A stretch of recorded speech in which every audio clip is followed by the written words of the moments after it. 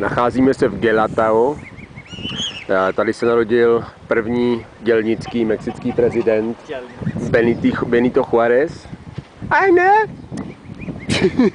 Běž ode mě! Hej. Tady napadla kachna.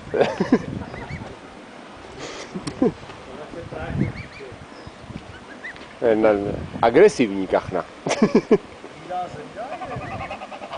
Člověk se jenom otočí a takže tady v tomhletom městečku se narodil teda Benito Juárez, první dělnický mexický prezident.